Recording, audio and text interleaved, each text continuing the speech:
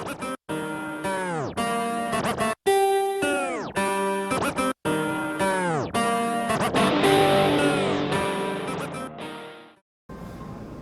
guys, so today we're back and we're going to do one specifically on weight and fat loss. But this time we're going to trade perspectives.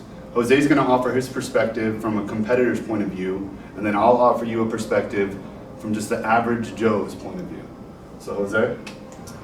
What's the question? So the question is again about fat and weight loss specifically. Just what are tips and tricks to get to that level as a competitor, to get to that proper level? To proper competitive level. Correct. There's no tips, there's no tricks. Anyone that knows me, anyone that's trained with me, that's worked with me, that I've helped, is, okay, send me pics. 45 minutes of cardio, 45 minutes post-workout, 2 carb meals, send me pics tomorrow, see what happens. It's a daily grind, in and out. Oh, all right, whoa, you lost too much weight, too fast, we'll pull back some cardio. We'll add some food. It's a constant evolving thing. Are you looking at specific regions of the body when you examine the photos themselves, or? I mean, yeah, I'll examine the entire thing, but it doesn't work that way. It's not like I'm going to spot reduce your midsection just because you did cardio or you ate a certain thing. People would love to believe that, but that's not how it works. Your body and everybody's body is different. Where the fat comes from. It's bizarre, but my glutes come in before anything else. I might have fat around my waist, but my glutes are short striated. My face might be sucked out, and I still have some fat under my chest. It's weird. There's even folks where the fat would be removed from the fingers prior to it coming off the back in an area that my ring comes off and on now. Right. Your feet feel like bone on bone now. But the point is, hard work, consistency. That's the trick. That's the tip.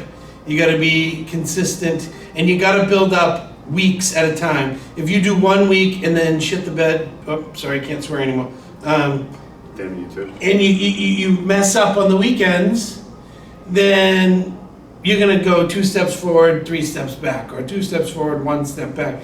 You got to put together 3 or 4 weeks in a row of consistency to the point where you build a habit. It becomes like brushing your teeth, when everything is just smooth. You're washing your dishes, you're cooking your food, you're doing everything, and everything has its time and place. Once you've created that habitual day in and day out consistency, then things will start to change. Until then, you're going to be just fighting it, spinning your wheels. You have to put together 21 days. I mean, that's why there's like about going sober, putting together 21 days of being sober, then it becomes easier. Same thing with dieting. You've got to be putting together 21 days, a minimum, to start things rolling. So do you set out a plan usually? So you set a plan together that lasts the 21 days and you maintain that consistency? No, I set it 1 day at a time. Okay.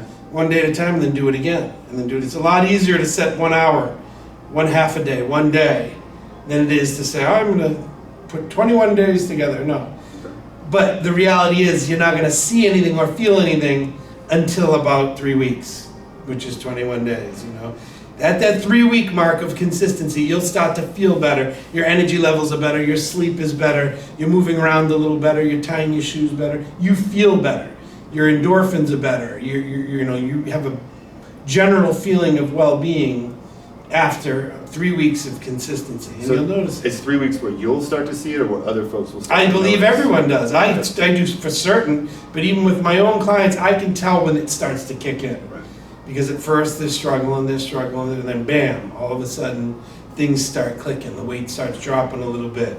They start taking on a little different shape. Their mood is a little bit better. The feedback I'm getting from them is a little bit better. They're a little more consistent with their photos coming in.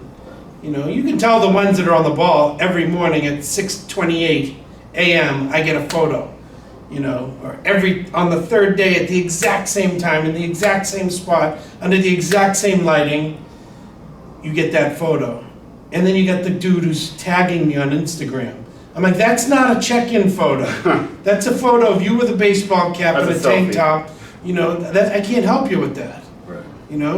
as opposed to that person that is in the group. So when you look over how they are progressing over this 21-day period, and even longer as they go into prep, you manipulate the macros to some degree to bring them down or up in certain areas to get the body to contour? Oh yeah, once I see that they're in the groove and we see a change, then you change whatever needs to be changed. So you might start them off with what appears to be somewhat cookie cutter as a starting point, but after that is what you turn around and contour. Right. Understood. Right, everyone has a baseline. There's a lot of people are like, oh, he sent me a cookie cutter diet, or so-and-so, this coach does that. Well, you got to start somewhere. So we start here, and let's see how that does for a week, 10 days, 2 weeks. If things change, if I like what I see, then we might tweak something just a little bit. Or we might not tweak anything at all. It might be 100%. You got stronger, bigger, fuller, harder, everything just from that diet. All right, why change it? We're going to stick with that for a little bit longer, and then we'll change it. So would it be safe for me to say that we see a lot of cookie cutter aspects to the internet? When folks go to the internet and they grab a cookie cutter diet and they just maintain that, they do create consistency, but they don't necessarily get that contour look that they're going for, because at that point they're not with a coach to manipulate their diet to be that second pair of eyes. Is that essentially the truth? Well, yeah, I mean, it could work to a degree. If you take a fatso who was doing nothing and then you give them structure is going to be better than nothing. Absolutely. It may not get them to contest levels because they don't have anyone to help them really guide them into that place. But for general well-being, general weight loss, yeah, you could take one of those cookie cutter diets, and if you go from a lazy fat guy to an active person who's aware of what they're putting in their body, then yeah, that's better than nothing. Fair enough. So my perspective on this is from that lazy fat guy standpoint. So if I rewind back in history, I was well over 300 pounds, gelatinous, just absolutely disgusting. And what I did is I took small little changes. So consistency is absolutely what was necessary. But I constantly changed little aspects of my diet. So instead of consuming sugar, I would create an alternative. And I would find alternatives for every aspect that were negative in my life or negatively affecting my body. And then I was able to drop my weight, unfortunately, all the way down to about 170, and I've restabilized now at 220 with some excessive cardio in there. The way I see it is consistency is what you need to go with. And I found that adjusting your fuel source, understanding how the body works in regards to fats versus carbs is helpful.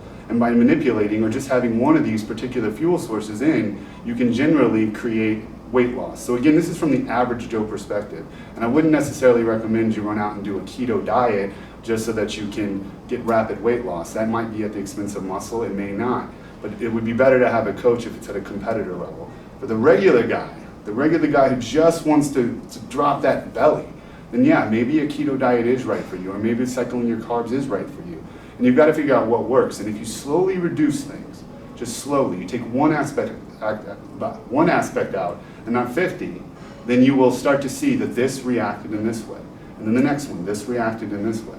And you can start to contour your body. So that would be the only thought I would have in regards to the average Joe. Would you say that that would work, or?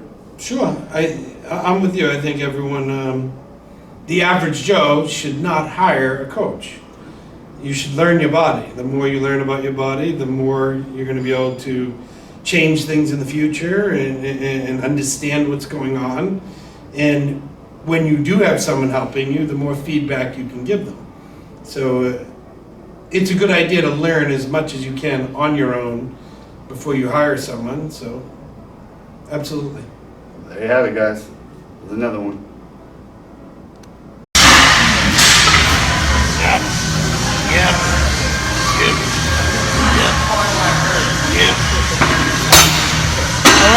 This is the Boston Mass. Thanks again for watching. Now, if you're not subscribing, subscribe now. Tell all your friends to subscribe. If you haven't, do it now. All right?